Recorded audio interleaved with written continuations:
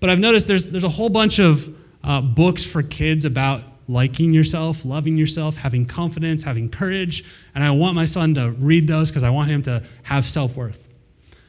But I've noticed there's two categories.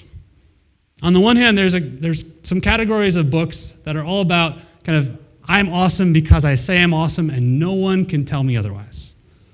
And so I'm going to be me no matter what everyone says. And those are great. Those are fun. I want my kid to feel that in his bones.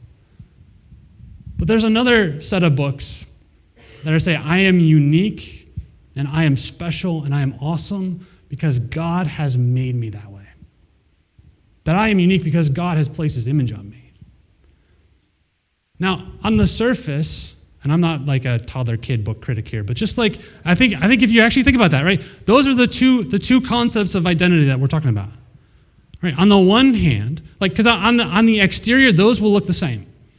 It will say, I'm confident, I'm secure in my identity, I know who I'm supposed to be, I know my giftedness, like your opinions are not going to affect me or make me feel bad about myself, but the foundation couldn't be different.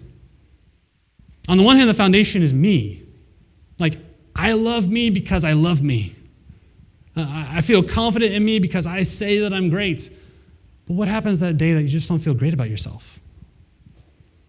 What happens that day that, like, you really mess up and it becomes obvious?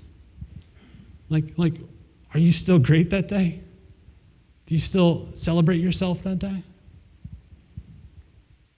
But on the other hand, right, if the foundation of you saying, I matter, my life is important, I have courage, I have confidence, if the foundation of that is because God says so, then even on my bad days, that's still true. Even on the days where I feel terrible about myself, like that is still true. That is a foundation for your identity that will never be shaken. Doesn't matter what you do, doesn't matter what anyone says. Like what if you really believed?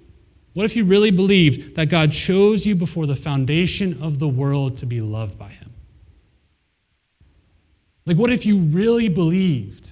What if you really believe that God's love has been lavishly poured out into my life through Jesus' death and resurrection? Like what if I really believe that God wants me? That God cares about me? What if I really believe that I don't have to fight for his love or his affection, that it's there?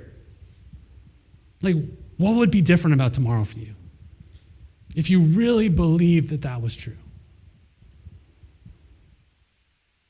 You see, at the same time, that will both deflate you and inflate you. Right? It will deflate your pride. If he chose me before the foundation of the world, what did I do to deserve that? Nothing.